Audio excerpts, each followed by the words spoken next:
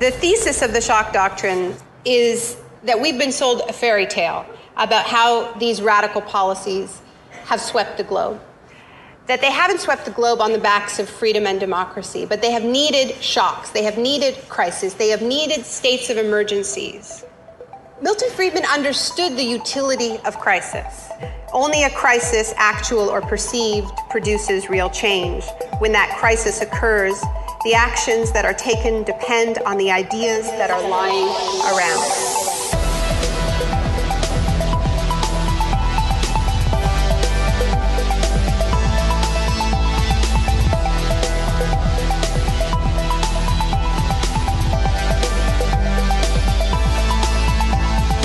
Broadcasting from an undisclosed location in New South Wales, Australia, as well as our home in Brisbane, Australia. This is the FOMO Show.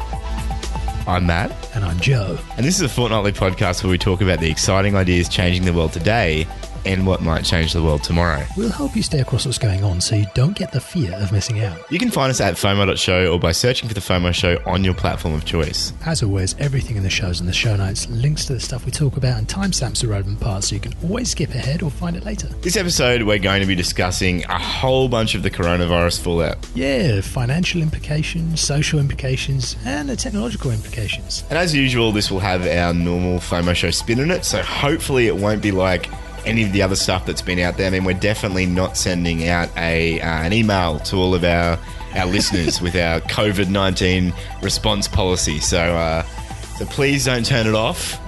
This should be quite unique and different. Just a little bit of disclosure: this podcast is not investment or any other type of advice. We're not saying you should buy anything at all. Yeah, so we're investing in all sorts of different things: shares, funds, Bitcoin, some of which we talk about on the show. But if we talk about something, it definitely doesn't mean you should buy it, particularly not at the moment.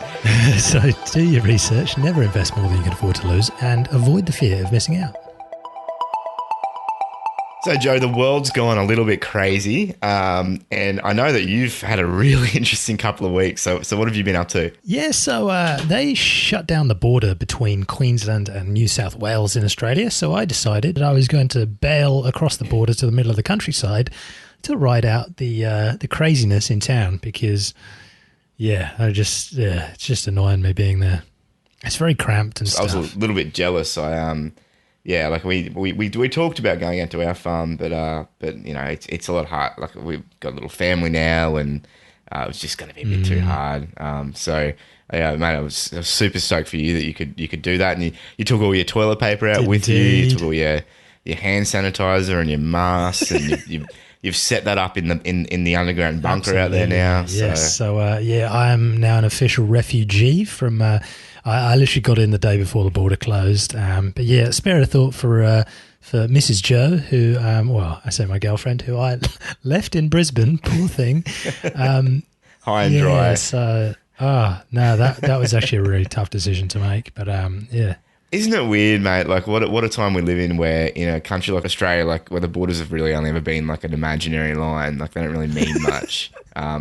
Really, like there's no real difference apart from the government. That obviously, like there's state governments and stuff, but like you literally made a run for the border in Australia. This is unprecedented times. The state border. Isn't it crazy? It's like it's a line, and it's not really going to stop that much, but sure. Yeah, shut them down. So yeah, I've been committing thought crimes and crossing the border. Interestingly, another thing, I had 4 hours of downtime. I was relaxing after a big week of work, and I bought a computer game that was a city builder. Yeah. So I decided I was going to build the anarchist paradise, right? No rules, no taxes, none of this stuff. Just make the perfect city for my people. I very quickly ran out of money. Building my roads. My citizens kept demanding sewage and fresh water and electricity. So I got all those things. I ended up, within about half an hour, becoming an absolute tyrant, maxing the taxes out, putting all these policies in, and it worked really well in my favor. So, wow. Well, in half an hour. Yeah. With imaginary power. Oh, well, good thing that doesn't happen with real power, hey, Joe?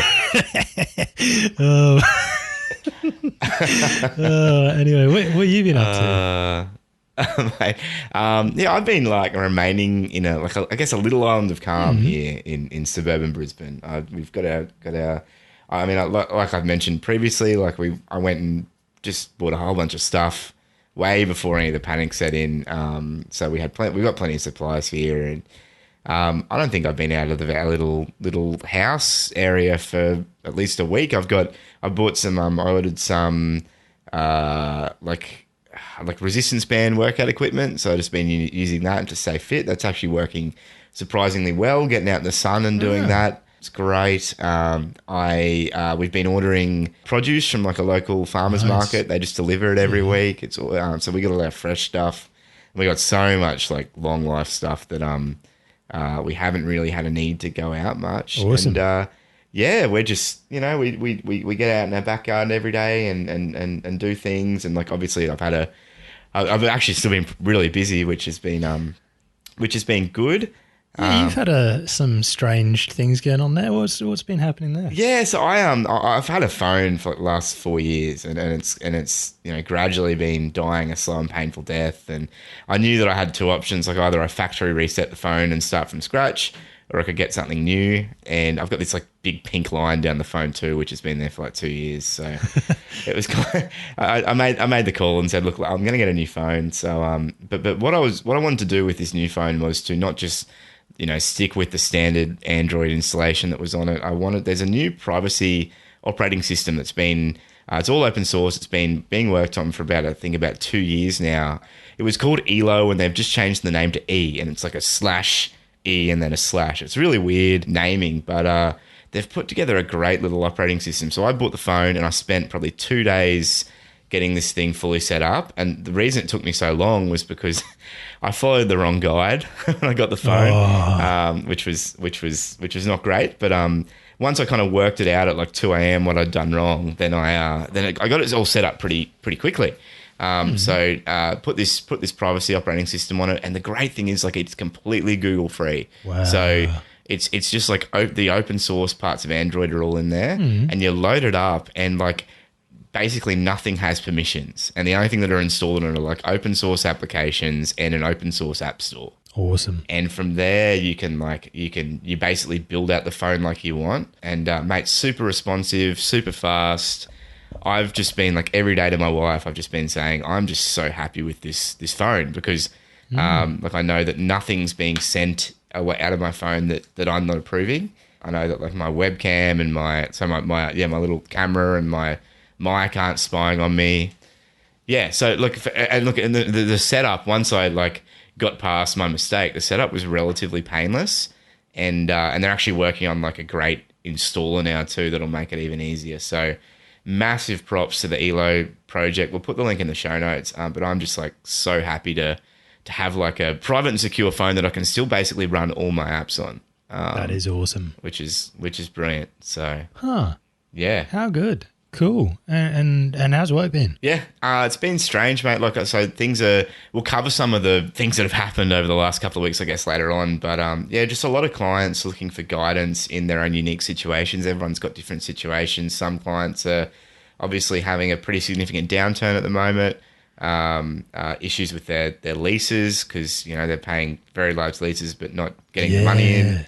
And then some clients are just like, I work for a lot of technology clients, and they are just, some of them are just having an awesome time. Like they're having so much business because everyone's moving online. Wow. And they're really seeing an uptick in a lot of what they're doing. So yeah, just a lot of weird, different situations from this. So it's been a strange couple of weeks. It's been quite busy. Everything's generally been quite urgent. But yeah, look, I mean, my focus is just getting people through this. I think if we can get people through this for the next few months, people will work out whether their business is still viable or not. And from there, we can hopefully shepherd most of the businesses through and help them come out the other side. So, yeah. Awesome. Good stuff. Cool. We opened up our audio editing software and we actually found this brand new feature, which is kind of random. You can set the input device to be a microphone, but there's a setting to change the dimension that your microphone comes from, and you can get a microphone from an alternative dimension. So we plugged it in and hit record, and this is the weird sound that escaped. Friend blink.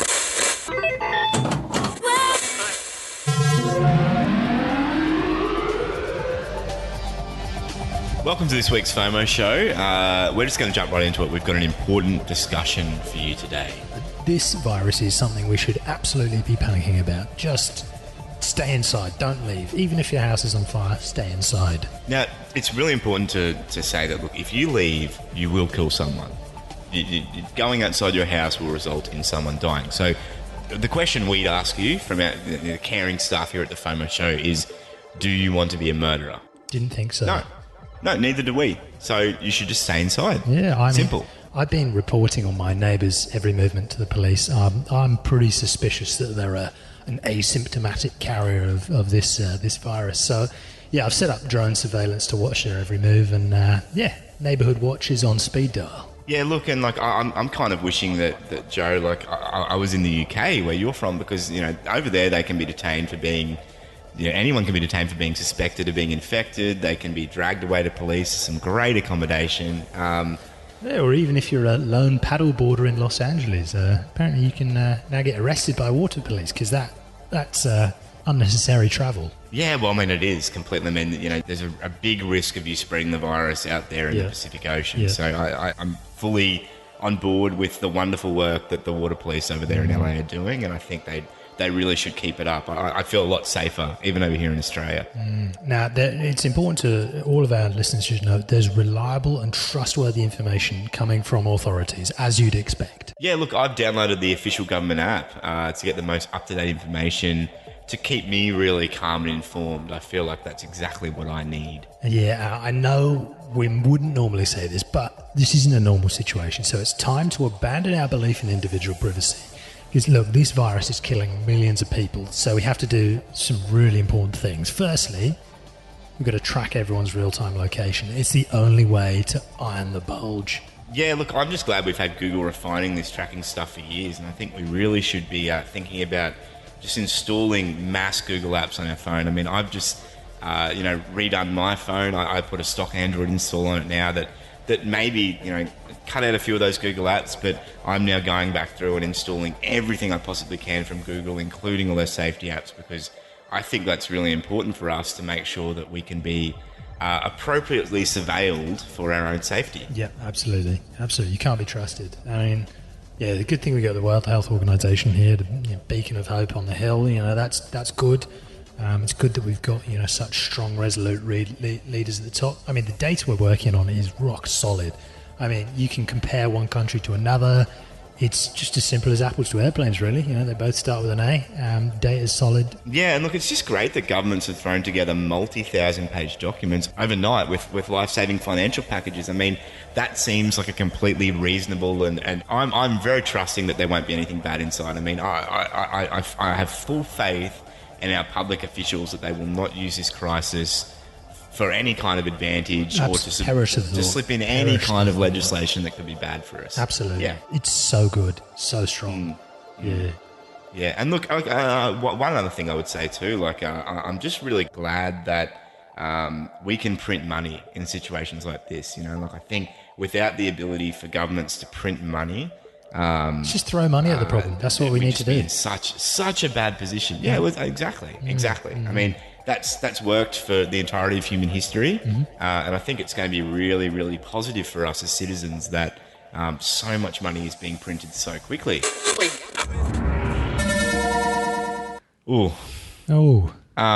Physics.exe is broken. Yeah, that was. Yeah, this interdimensional microphone you found. I'm speechless. I don't know what to say. All I can say is buy Kraft Heinz shares because they own the Kool-Aid. Yes. Oh, mate. It is just ridiculous. We're in a time of ridiculousness. We are. How many financial crises have we had in the last decade? Yeah, two. I think that's two we've had in the last decade or so now. Well, 12 years, I guess you'd say. But, I don't know, mate. I feel like we've got to say, for our alter egos there, it doesn't sound like they're learning the lessons that we probably should have learned. And from the last 50 years or so, particularly now, we just continue to trust the same people with control of money, and we continue not to blink when a select few get the benefit of that control, particularly in situations like this. Yeah, like it's just a bit. Isn't it weird that we had in Queensland, at least, everyone could go out to vote just the other week? Yeah. Like the all the messaging was, stay at home. We need to stop the spread, stop the curve. But there were these council elections slated for, was it last Saturday, I think it was. And basically it was like, oh, but we can't not vote. Like, that has to happen. Like everyone was social distancing all week. And then it was like, but you need to go vote. If you don't vote, you'll get fined. Freedom stops for no virus. That's right. Some things are more important, Joe. Well, I couldn't actually turn up to vote because I'm not allowed back through the border. There you go. Are you certain you're private and safe online? You can check out our new resource. Oh, it's not so new anymore, but it's at FOMO.show/privacy, and it's a great repository of our favorite tools to understand and improve your online security and probably commit thought crimes in this current climate. That is going to be hidden information that the government doesn't want you to know in no time. Well, apart from that, if you're new to cryptocurrency and blockchain, check out our definitely not so new Blockchain Basics series, which covers the fundamentals. It starts from episode 2 and continues till episode 8. And if you do listen to that, please ignore any predictions we made during that time. The information is solid, but the what we did with that information, probably not so much during those episodes. And so. you can apply that same logic to this episode. That's right. Okay, mate, it's time to deal with the molecularly sized virus in the room. You're watching the British Emergency Broadcasting System. The estimated date is March or November 2013. It's 19 hours. So now, as usual, it's time for the quiz broadcast. Hello, good evening, and remain indoors. This is the quiz broadcast, coming to you every Friday, the same day as your food parcels. So chow down on a protein fudge, take whatever injections are recommended in your sector, and prepare to enjoy the show. So at least a quarter of the planet is under house arrest. Like quarantine, Joe. Quarantine. Unable to meet and discuss what's going on. No, Joe, that's social distancing. Sorry. Strapped to a TV with a daily death count update and limited to what social media outlets and Google allow to pass through the filter bubble. But what's going on in the economy in the meanwhile? Yeah, there is just money everywhere, Joe, in the economy. So there's bailouts going on of big businesses. There's lots of small to medium enterprises, on the other hand, that just aren't getting the benefit of that.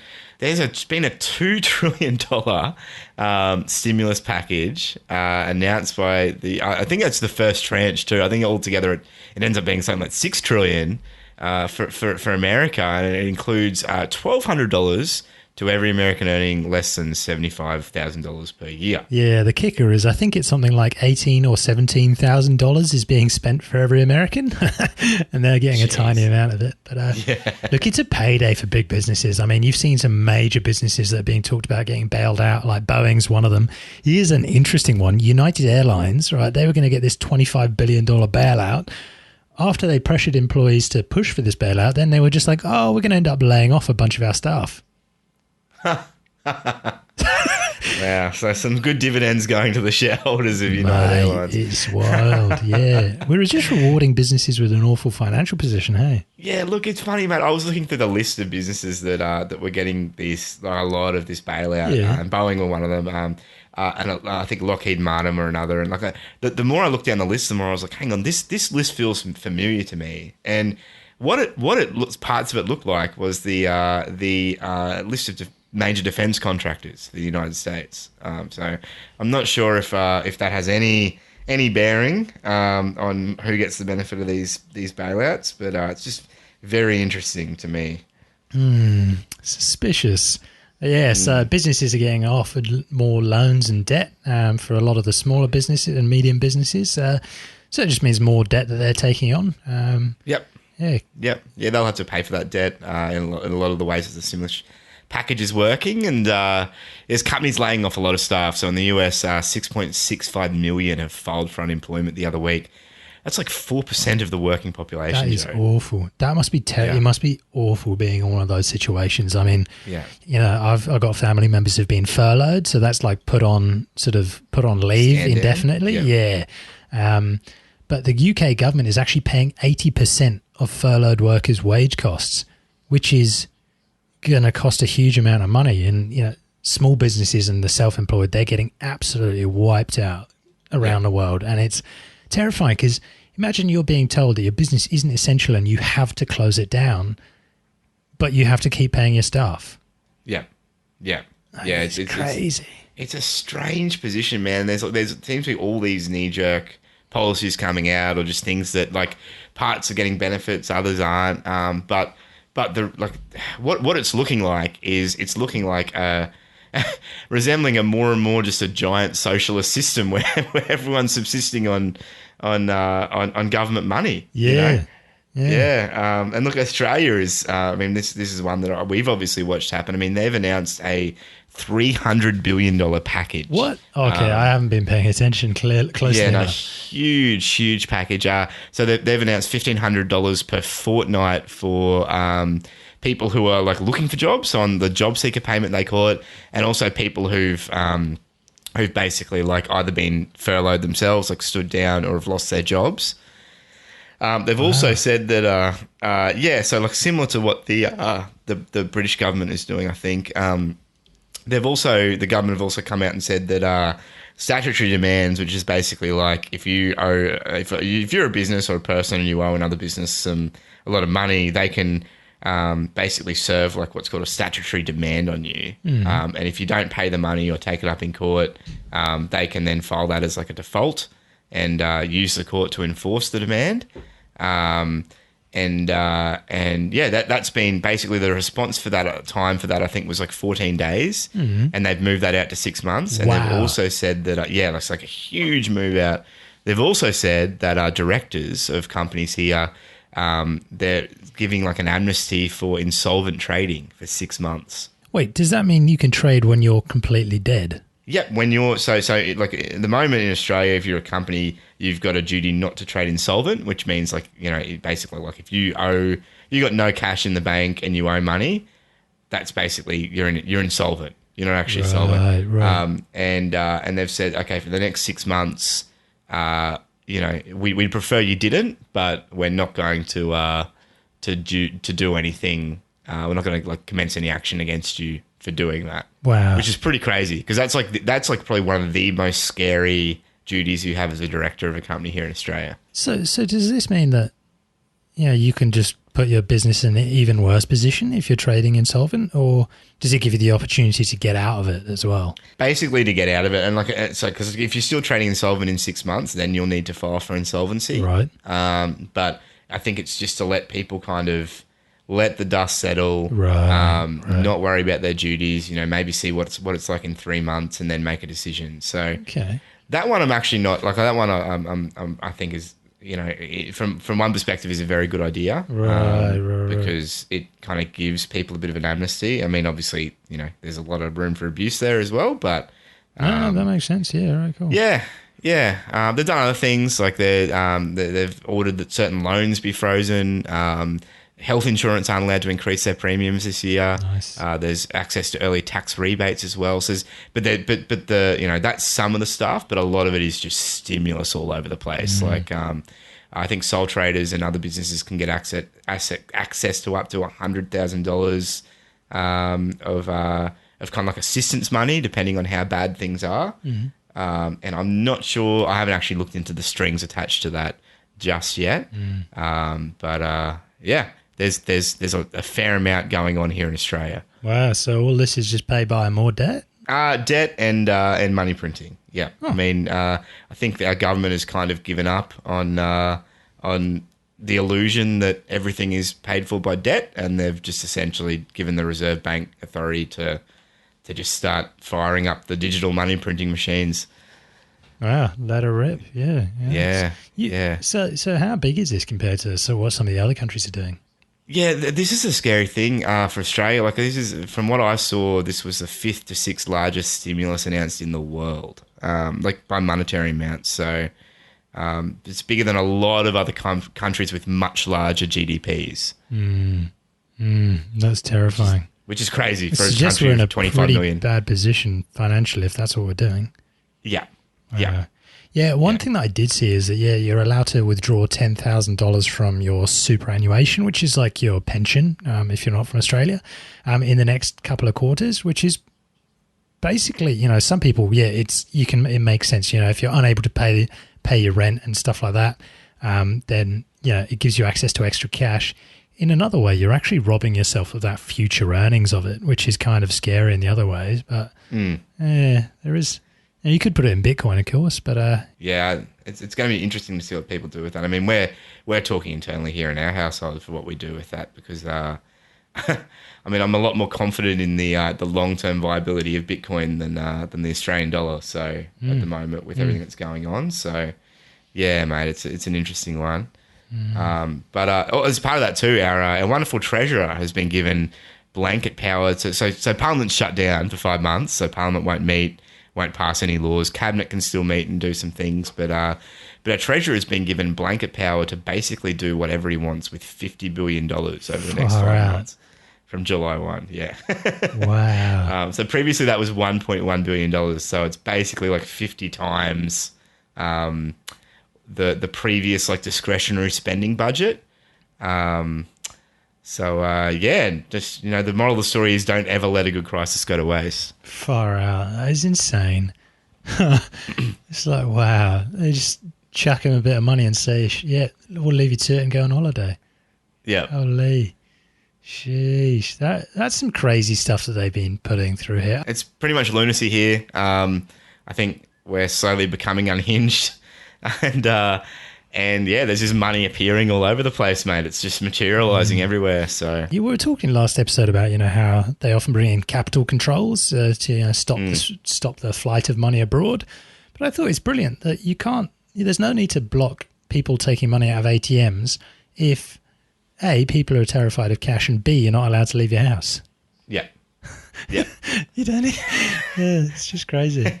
I mean, we're getting everything online at the moment, which is all digital. So we've got some cash, but good luck using it at the moment. Jeez.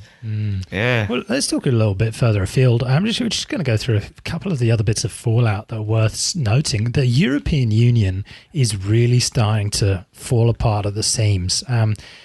What we've seen from the start of this coronavirus chaos is that the EU have done almost absolutely nothing. There's been no unity, no help. It's every country for themselves, no brotherhood. Italy's been left on their own. They asked for help, but they got barely any of it. And then you see Russia taking advantage of it, the tough situation, and got a massive PR coup by sending plane loads of supplies to both Italy and America and all these other countries. But you see these strained medical systems in Europe falling apart, but awful leadership, and people are really starting to question what that European project is all about. Yeah. It's a really interesting one to watch, just because you're seeing it's not the EU is making this response, the EU is making that response. Like Italy is saying this, Spain is saying this, France is saying this. So you're completely right, mate. From an optics perspective, looking on, the EU kind of doesn't even feel like it really exists at the moment. Only to print money with a central bank. That's pretty scary. You also heard it. We all heard that Boris Johnson, the Prime Minister of the UK, got it. That's kind of yikes. He's self-isolating at the moment, governing, and then I think Prince Charles got it as well, didn't he? Oh yeah, he was in self-isolation. I don't know if he got it, but I really hope, because Boris Johnson, he meets with the Prime Minister's supposed to meet with the Queen once a week, I believe it is, as part of tradition. You got to go and see the real monarch. Yes.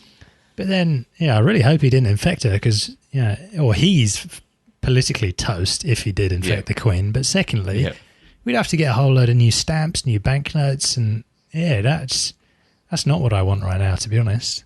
No. And Gotta love the Queen. Well, you do. Yeah, you do. You do. And everything she stands for. Lovely. Mate, there's been monarchist anymore, am I? Oh, mate, there's been some really interesting social fallout and some real brewing that's happening. Because look, everyone here is locked indoors.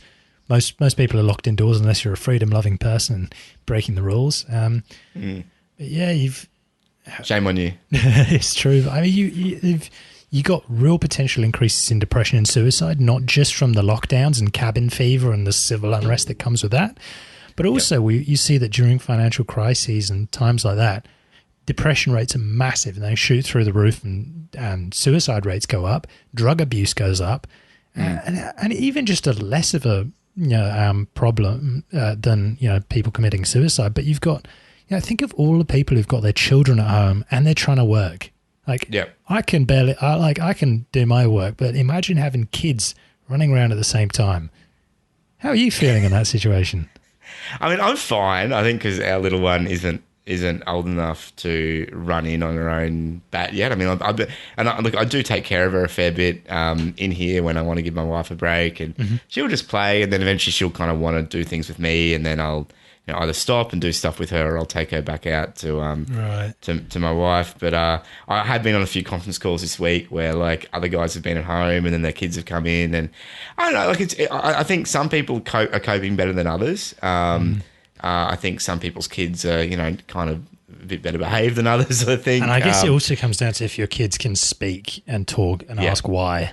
Yeah, and that would be a real struggle. Because if we're at home, then it's playtime, right? Yeah. Yeah, completely. And like I think once the schools really start getting their remote education sorted out, then you may be able to plop them in a different room and let them kind of keep going on with their schooling. But yeah, look, there is more work there. I guess you got to factor in too, though, that you're getting probably an hour back each way from your commute. True. And I know there's there has been. I think there's still a lot of family daycares that are operating too, and just kind of being a lot more careful about who comes in and who goes out. But yeah, I mean, I heard something really interesting about China. Like so basically, like they were having they've seen a huge spike in divorce rates over in China from all this work from home stuff. Not only because like couples have to live basically share the same house.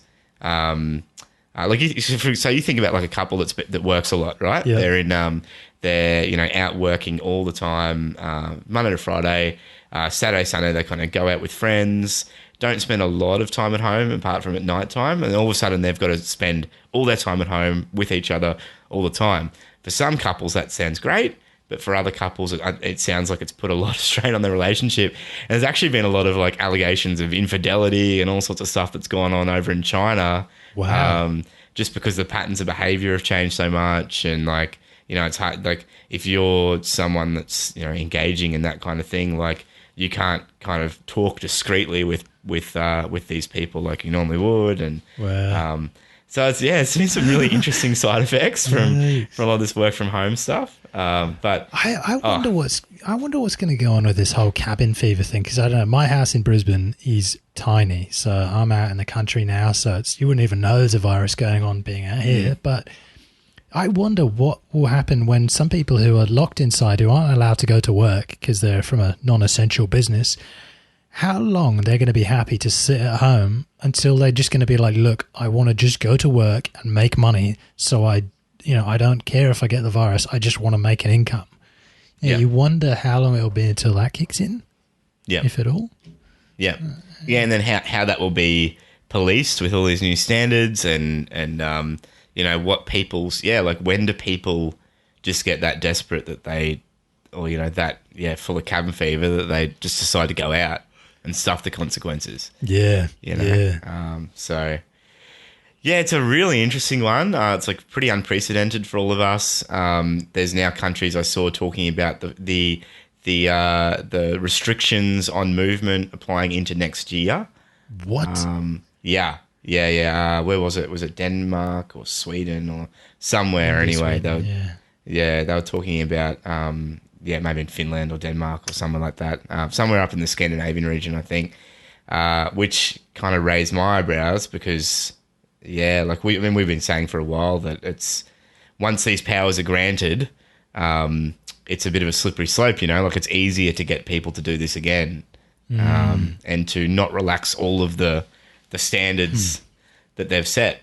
Yeah, absolutely. Yeah. Well, we'll touch on that a little bit later. But before we get to that, let's talk about the internet that's starting to fall apart. Telecom infrastructure from billions of people sitting at home is starting to come under a bit of strain, right? Yeah, I mean, so the telecom infrastructure is kind of set up based on, in a lot of countries, based on behavioural patterns. So particularly where it's been done by like a government, it'll only be really set up to deal with modelled internet behaviour and just to make sure that kind of everyone's just getting standard service, and and that's kind of the barometer for the infrastructure there.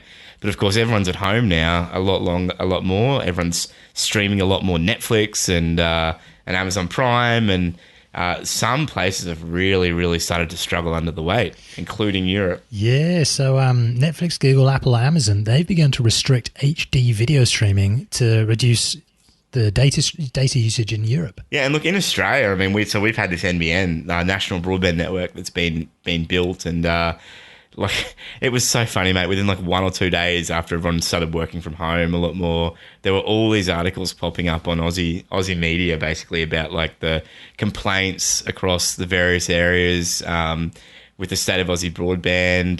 There was big telcos coming under pressure.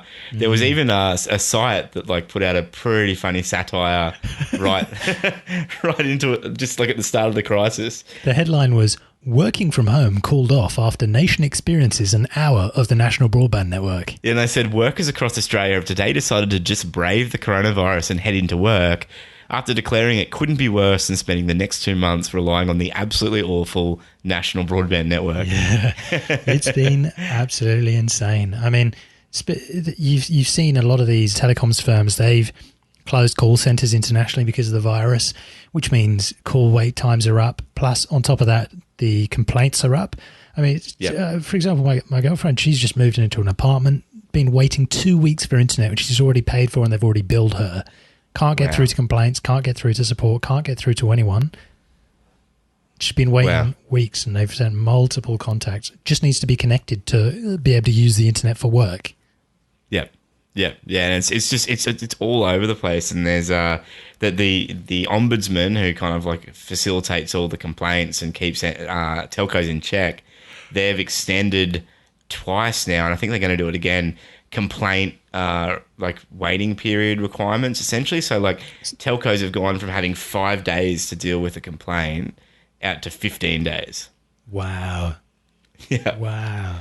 So it's just the Aussie internet infrastructure in particular is just groaning under the pressure, simply because like it was already bad. Like the NBN was not good even when all this wasn't happening, but now it is just shocking. I mean, I've had days where I've had 10 to 20 dropouts in a day. Wow. Which just makes video conferencing and all that kind of stuff kind of hard. So long story short, the internet is just, it's not being built for this. No. Wow. Well, the good news is that surveillance is going up all around the world. Yeah, so governments have mobilised digital surveillance to contain the spread of the virus. There's a few different examples that have happened. In Hong Kong, for example, all new arrivals in the city have to undergo 2 weeks of self-quarantine, which is pretty standard across the world. But while wearing an electronic wristband that connects to a location tracking app on your phone. Yeah, now if the app detects changes in your location, it will alert the Department of Health and the police. And the Singaporean government, for example, has implemented policies that basically, when you enter the country, you're given your contact information, and basically they're collecting all of this data on people who are infected, where they live, where they work, who their contacts are, and then as soon as somebody becomes infected, they do all this contact tracing. But it shows the power of the technological big data of tracing everyone that you've come into contact with. Your suspected associates, as they might call it in other situations. Yeah. And look, while the measures have thus far seemed to yield positive results, they've highlighted the technological capability and power of the government to monitor the movements and the lives of every individual.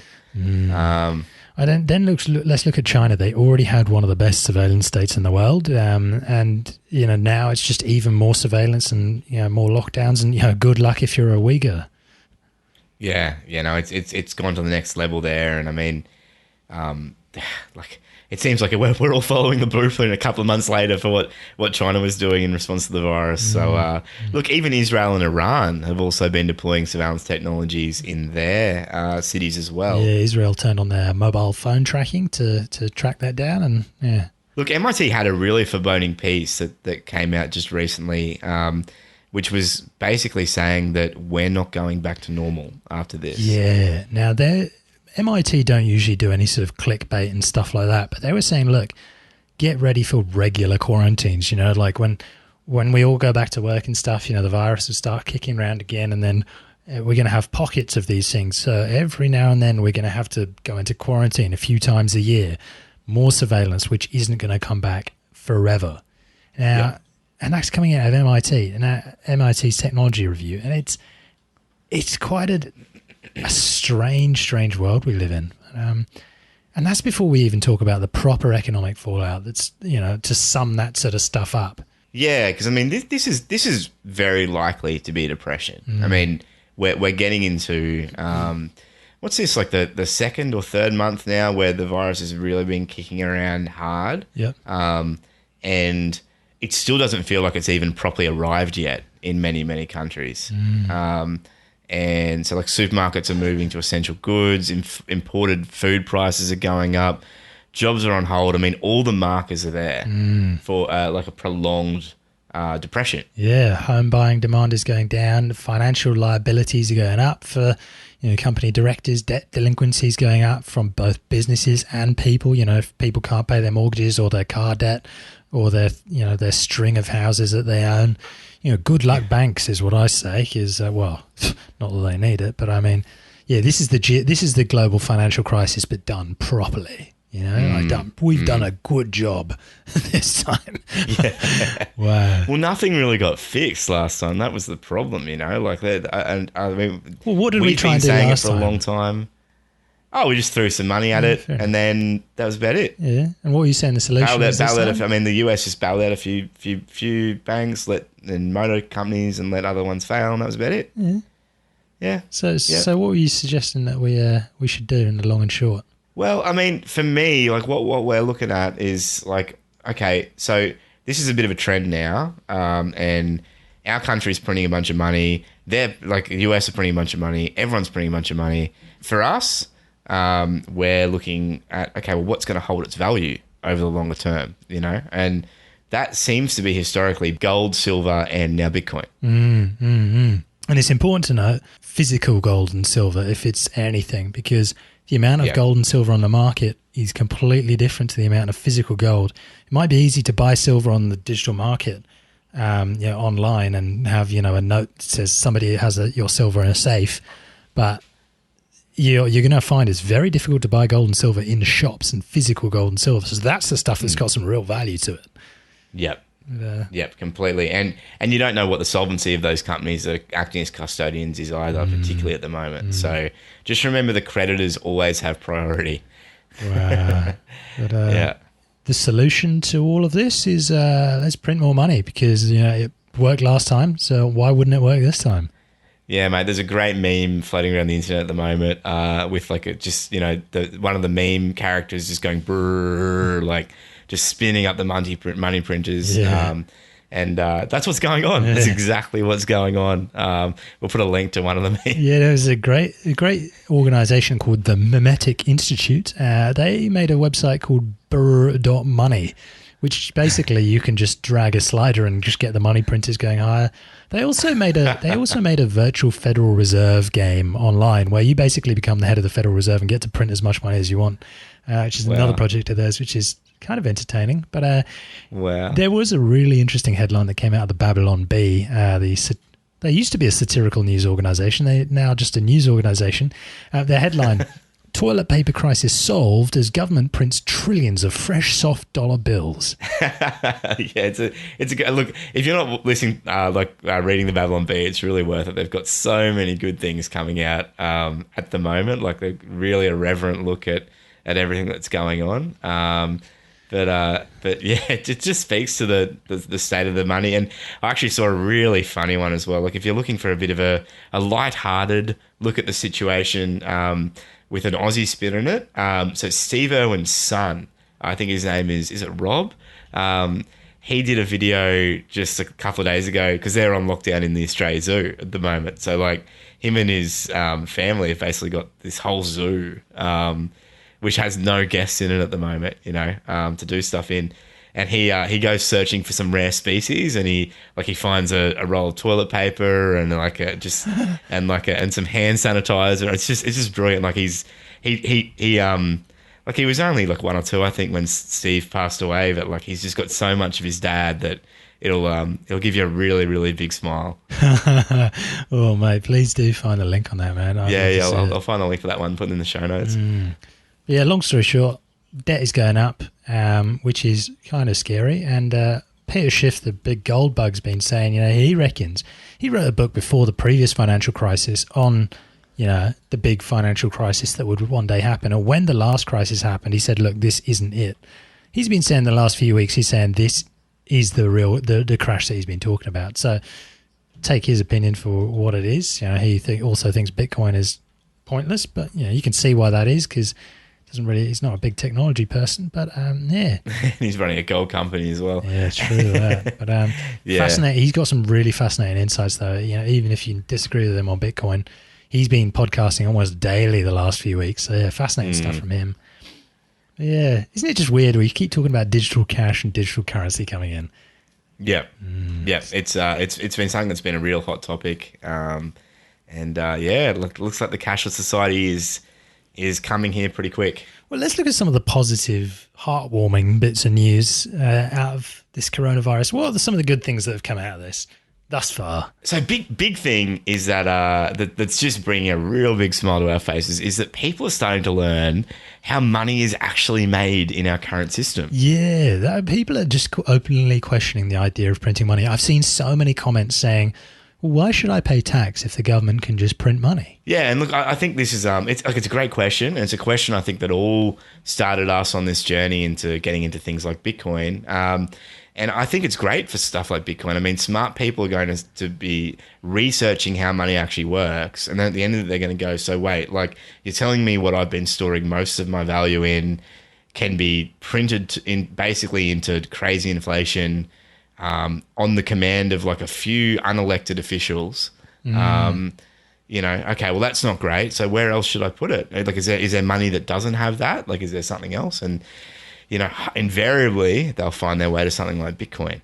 So I think it's great for Bitcoin. It's been really interesting seeing it talked about in the news too, because I found a lot of news sites now are saying gold and Bitcoin now. They're not just talking about gold anymore. It's like mentioned in the same breath as gold, Bitcoin. So it's super interesting watching that really start to take effect. Scarce assets, not assets that just can be made out of nowhere. It's a good point. 100%. Yeah, interestingly, the tech industry is doing really well in some ways. Yeah, like I mean, this everyone's moved to work from home. So a lot of industries that have really lagged in their digital transformation, like a lot of traditional professional services, companies that have kind of gone half into digitization but are really lagging behind, they're having to get into it in a big way now. I mean, for so long, a lot of these places have had big offices in the middle of the city, forced their employees to have long commutes and said that it's absolutely necessary. Well, have a look at me now. Yeah, I mean, it's not that necessary now, is it? Like everyone's working from home, business can still be done. I think a lot of people are like everyone's jumping on Zoom to have team meetings in the morning or other video conferencing apps. Yep. Like life is going on, like for businesses that still have work, they're finding that they're able to do that work just as well. Absolutely.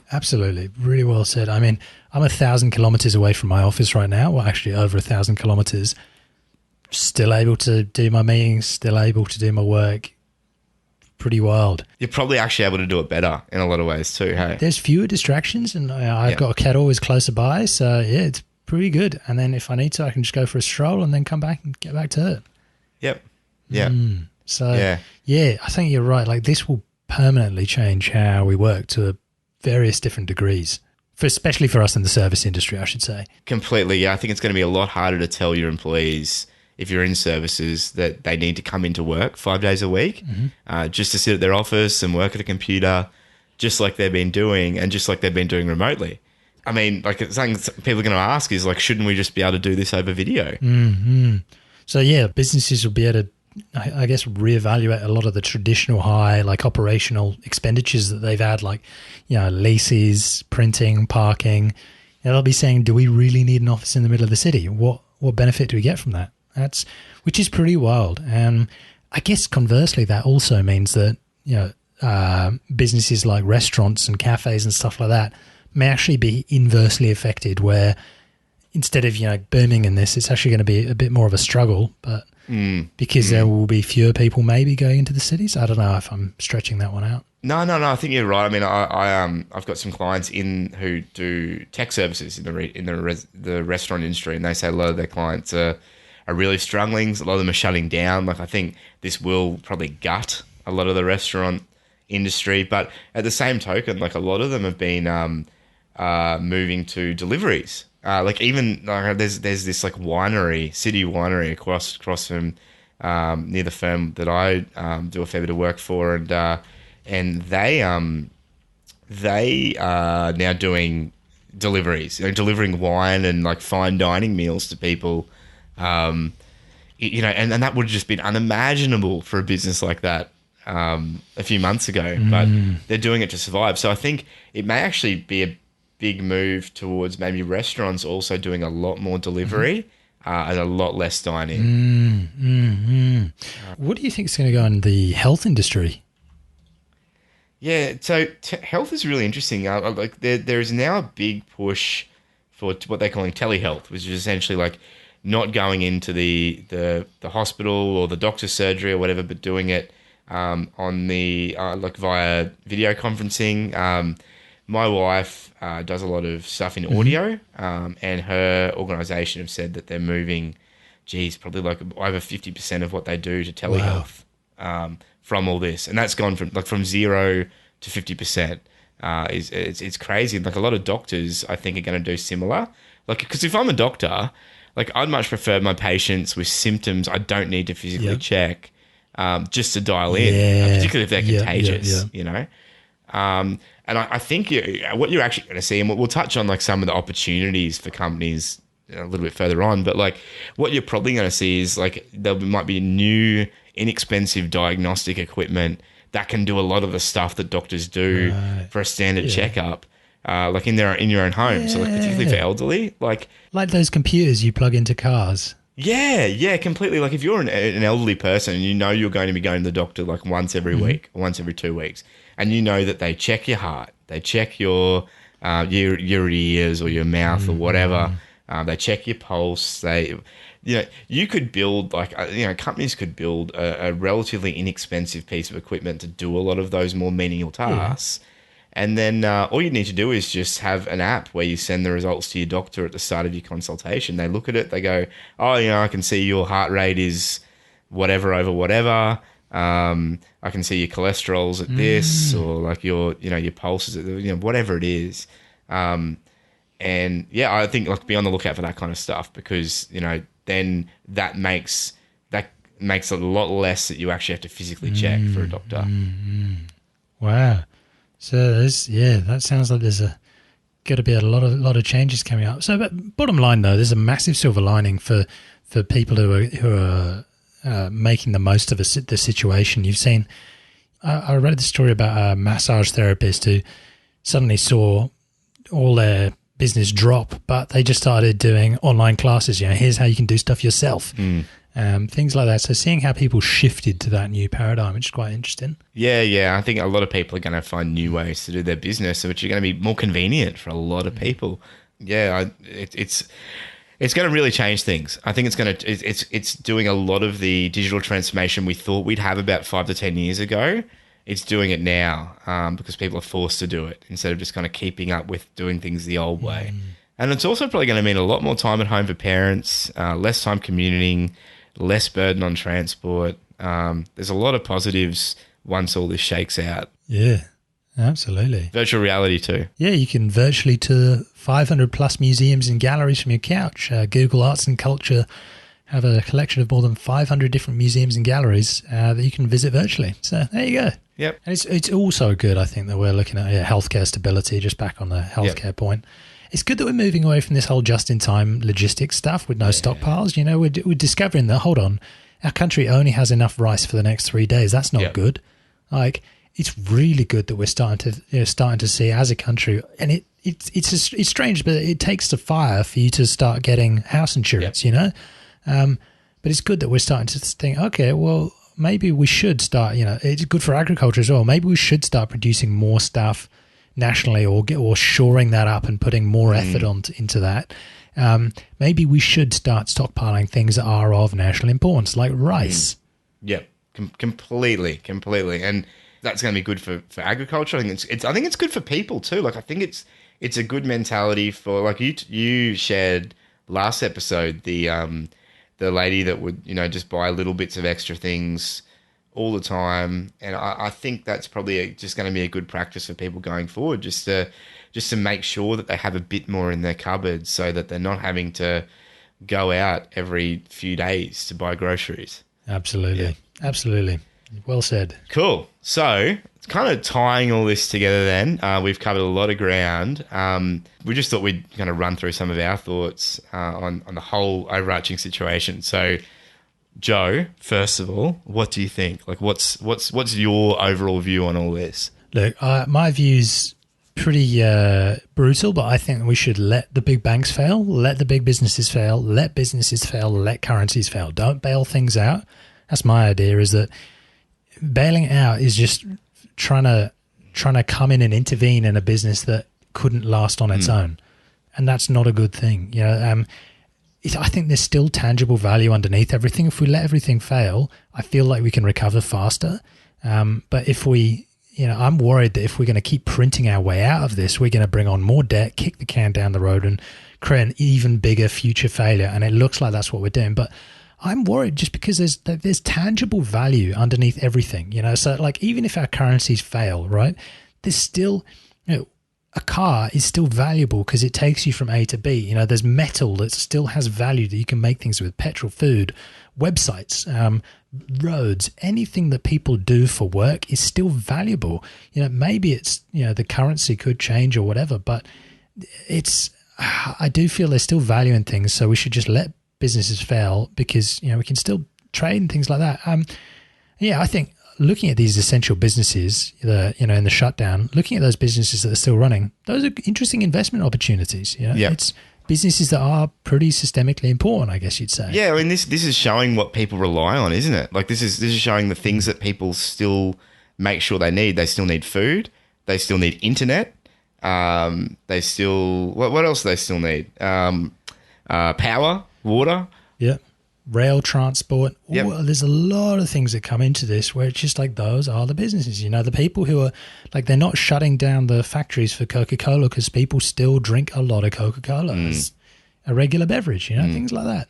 But yeah, I'll probably end on like an unpopular opinion. I don't think we should be shutting down the entire economy to save grandma. I think what we should have been doing. Now, I'm not an expert in any way, but I think we should have been putting our focus on looking after the old people, looking after the old people's homes, putting isolation in those places, and for the people who are really could be affected by this. But stopping the virus is like stopping the wind. So I feel like we're committing economic suicide in order to save your grandma. And I don't know, at some point, like, we get in our cars and we know there are car accidents every day.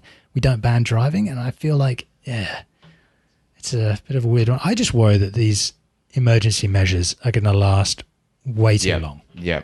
And be used a lot more often too. I think, like, you know, what happens when the next bad sickness comes around? You know, do we do the same thing again? Like, will everything go back to normal after this has happened? Who knows?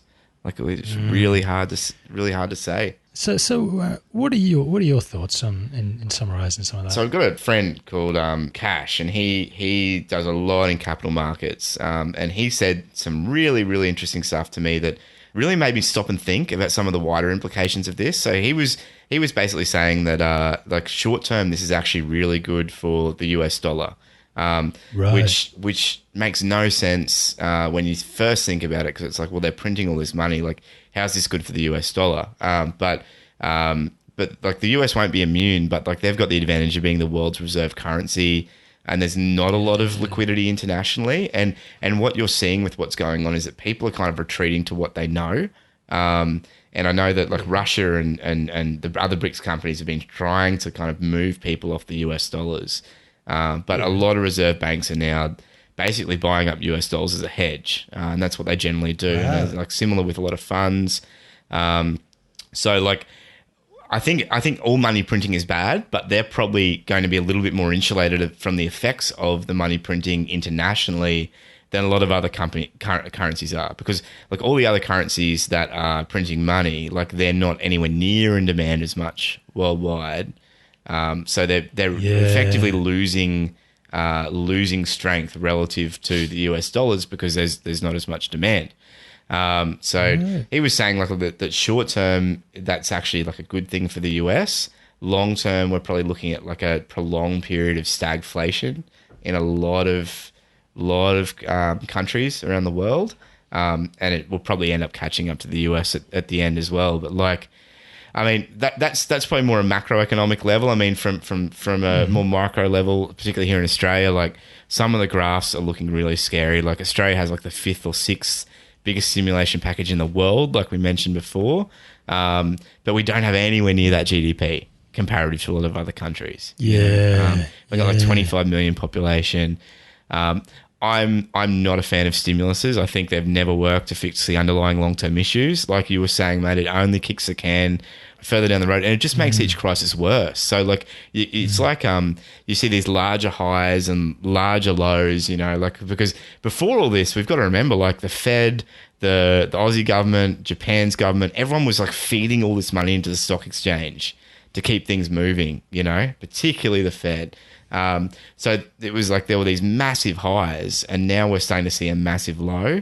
And I feel like this century of like Keynesian economics has kind of been like a coffee addict. You know, it's like we have these big highs and everyone's like, oh, things are great. And then we have these big lows, and then we print, kind of like stop the low going probably as low as it should to, you know, rebalance everything, cut away the fat. Shot of coffee. Yeah, cut away the bad businesses. And then we have another shot, you know, and then it goes back up again. But like what happens with a coffee addict is that like your highs are really high to start with.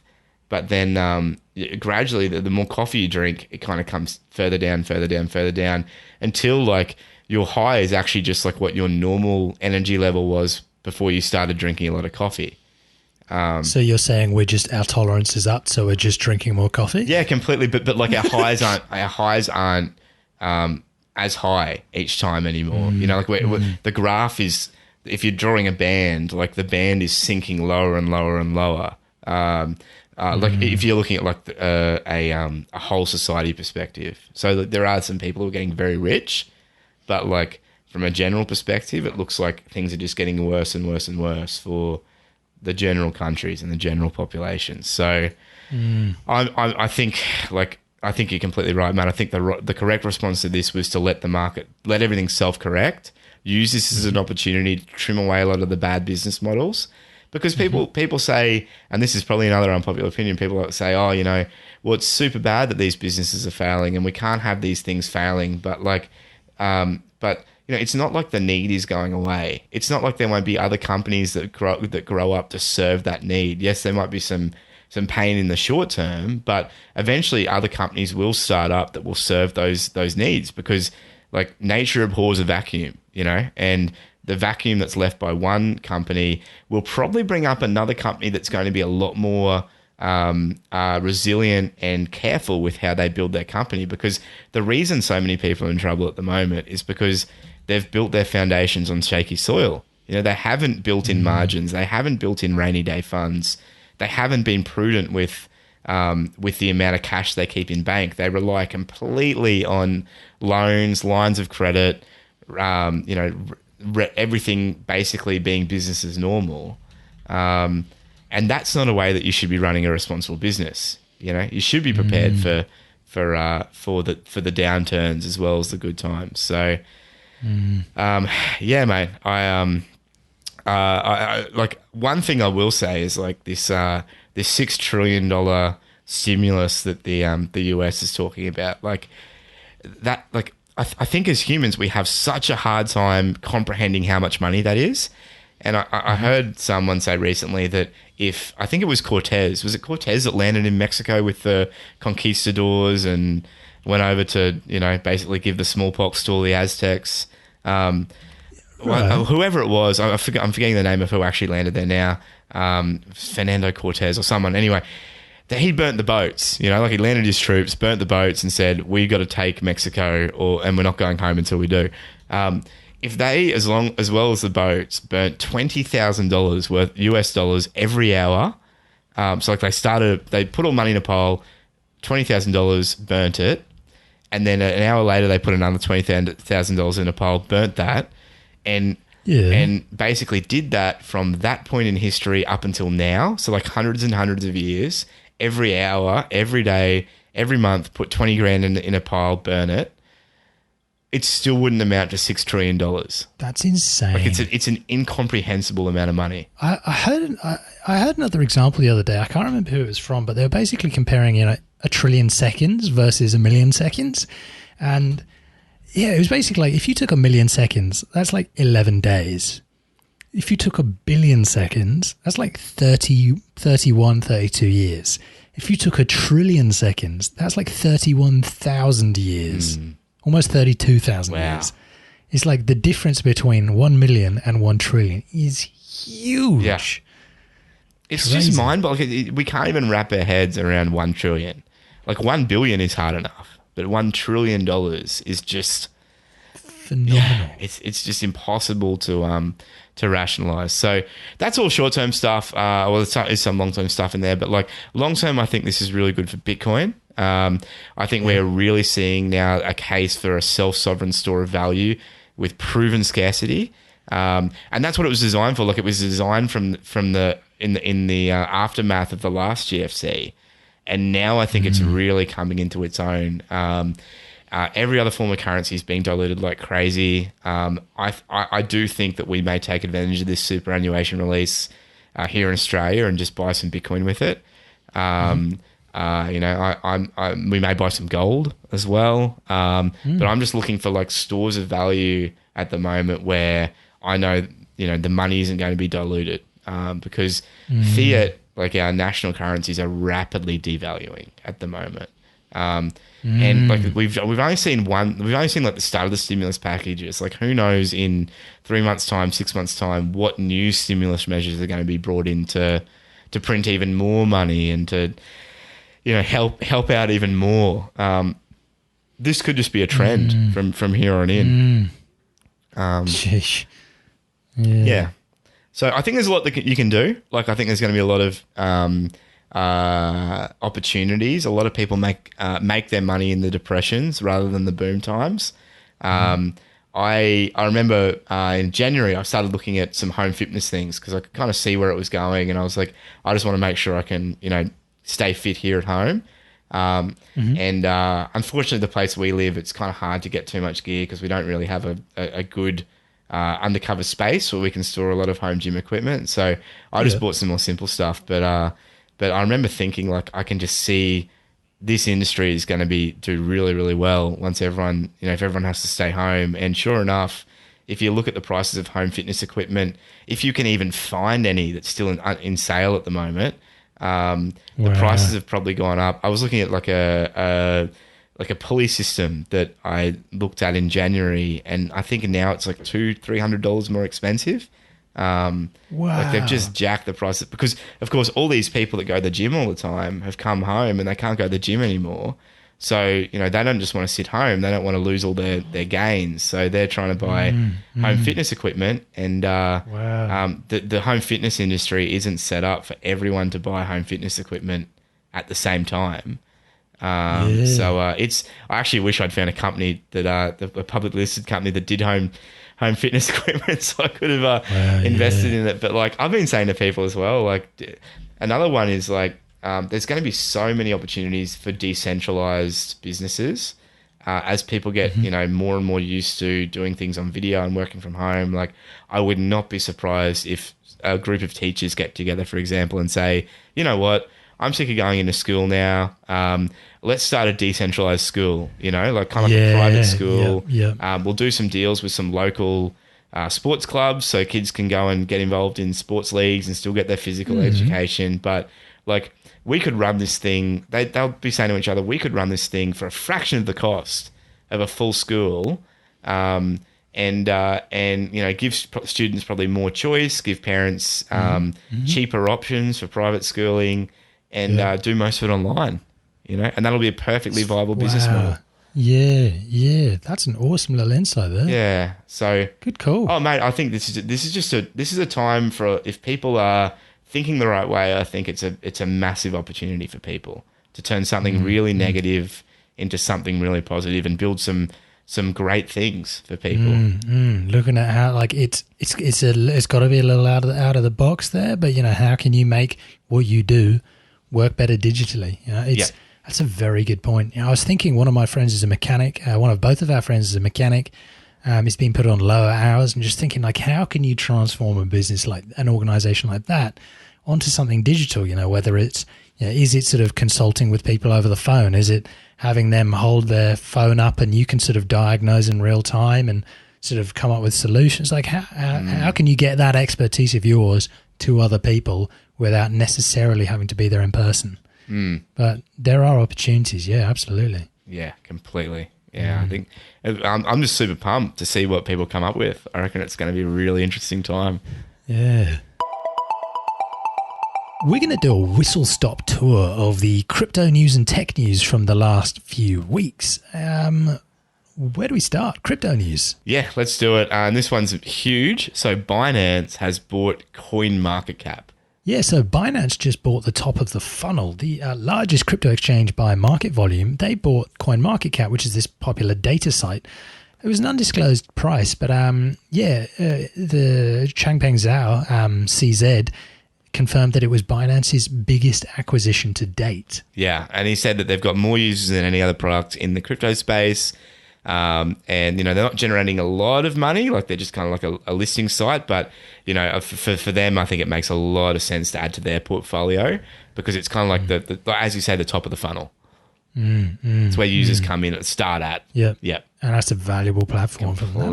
That's brilliant. Yeah. Next piece of crypto news, the Coinbase card users can now make crypto-backed payments with Google Pay. Yeah, so if you've got Coinbase cards, you can now add them to your Google Pay wallet. So you can basically make crypto-backed payments from a phone payment systems, apparently for the first time. Yeah, so you could use your phone or your smartwatch and make your purchases with their Coinbase Visa debit card, which they launched to the UK and the Europe in April of last year. So that's Bitcoin, Ethereum, Litecoin, Bitcoin Cash, and Ripple, and Basic Attention Token, and Stellar.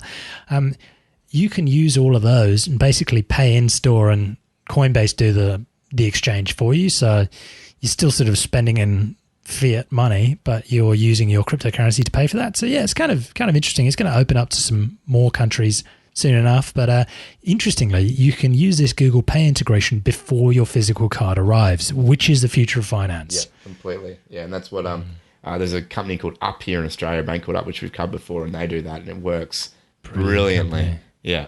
Next bit of news, GitHub has buried Bitcoin code inside an Arctic mountain to ride out the next 1,000 years. Yeah, that's kind of it, really. They dropped it down the bottom of a coal mine in Norway, along with a bunch of open source code, including that of like Ethereum and a few other ones. But so it can sort of survive coronavirus. Yeah, so if you're listening to this in your retrofitted buggy, driving over the shattered landscape of Earth, moving through, I don't know, the husk of Manhattan, that's where it is. So you need to go there. That's where you need to find it. So Norway. Yeah. And thanks for listening as well. Brilliant. Appreciate it. Yeah. Subscribe in your podcast app of choice. Nice. Last piece was just a really brief one on 3 major developments that will change how you use Bitcoin. This came out of bitcoinist.com. And what's the too long didn't read part? Okay, yeah, so scalability is a priority. Bitcoin privacy features will be embraced as it goes further. And the cross-chain functionality that's under development will open a lot of new doors. Yeah, so you might be able to have an Ethereum smart contract and Bitcoin gets spent as a result of it. So a lot of exciting things came out for Bitcoin. Check out that article to get the full insight on it. But yeah. In a tech news now, we are going to talk a little bit about the Teamviewer pilot, which is really, really cool, Joe. You've been checking this out. Yeah, so Teamviewer have got a really interesting upgrade. For those who don't know what it is, it's essentially a remote desktop tool. So if you're trying to help your granny fix her computer and she's trying to explain what's on her screen, you just get her to install Teamviewer. You can connect to there and then you can see what's on her screen and then make changes from there. They've made an update which is really, really cool. Augmented reality. Yes, this works with mobile phones, especially those with AR glasses, and it just it basically lets you overlay all sorts of different functionalities and views, and kind of like what we were talking about with the remote mechanical. Exactly. Yeah. There's some great screenshots. Check out the link in the show notes to it. You can see some really good examples. But let's say you wanted to help. So this is more for instead of helping someone with a computer problem, it's like how do you help someone change a tire or fix the switchboard or unplug something in the server room? You get them to open their phone and their phone camera you can see, and then you can basically select objects in front of them. And in 3D, in real time, they'll be able to see what you're pointing at. So they'll know that you need to turn this thing or press that button. So you can point arrows over what they're looking at through that, in front of them. Yeah. Yeah. And look, mate, this I think is the future. We're seeing, particularly in a world of remote, exactly what you're saying. If you're having an issue with your car or something at your house, and a technician can't come and attend there in person, they just, show you how to do it on the phone. And eventually I reckon this will probably be used in with machines as well. As people start to build robots, this will be a way that you can, send a robot into a nuclear facility and just kind of basically control it remotely and get it to highlight different things. And yeah, it's super interesting. Absolutely. So this is where the world's going. Check out the link. It looks incredible. But that's the whistle stop tour of the news. Wherever you're joining us from, if it is now or if it is 1,000 years in the future in the post-apocalyptic planet Earth, it's a pleasure having you here. Why not drop into our Telegram channel if it's still around and say hello, FOMO.show/Telegram. Know someone who might enjoy this? Please feel free to share it with them. You can find us at FOMO.show. You can jump on our Telegram at FOMO.show/Telegram. You can follow us on Twitter at _FOMO_show. And on YouTube at FOMO.show/YouTube. That's it for us here at the FOMO Show. Thank you so much for joining us. If you like our show, why not leave us a rating in your podcast player and subscribe in your podcast app of choice, or via our YouTube channel. I'm Matt. And I'm Joe. And as always, remember, no FOMO.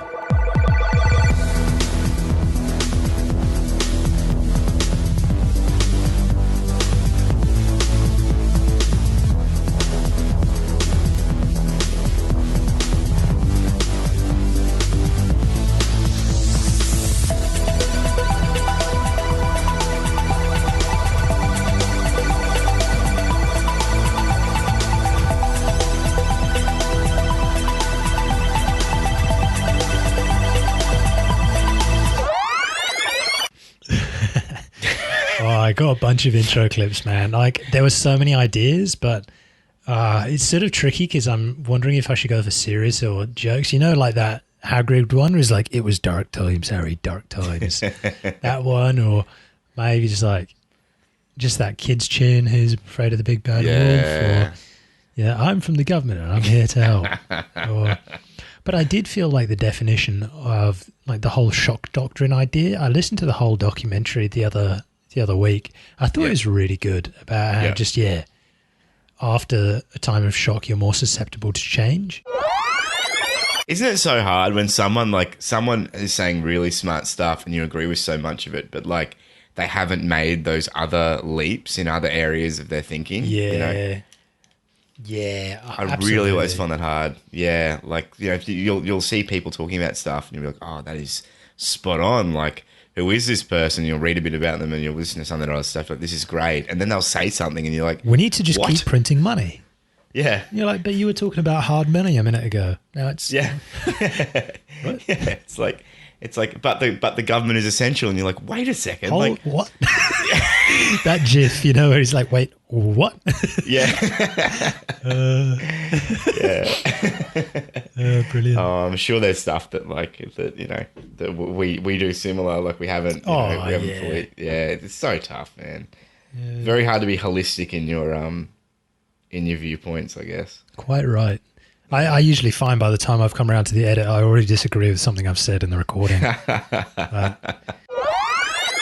Speaking of which, we care about the health and safety of all of our listeners. So we wanted to tell you what we're doing in order to keep you, our listeners, safe. What are you doing, Matt? I'm washing my hands. I'm surveilling everyone that I can, reporting things to our wonderful local law enforcement agencies, who definitely aren't fining people for going out for what they view as frivolous reasons. And look, we'll probably suggest some great personal surveillance resources for people so that they can make sure they're reporting in whenever they want. Absolutely, yes. How about you? Well, I've been glued to the television, just watching a mixture of ABC News, BBC News, Fox News, all the news, just to get my daily update on the death count, really, and what I should be thinking.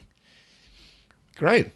Well, that's good. So it just basically mimic what we're doing, and you should be fine. Safety in numbers. Yeah, well, we did ours by post. So I wrote the ITCOIN down the candidate list, and then the BTC ticker on the other one. So Nice. Brilliant. hang on, mate. I literally just hit the cross on the wrong tab. Oh, that's OG. I'm back in now. Hang on. Here we go.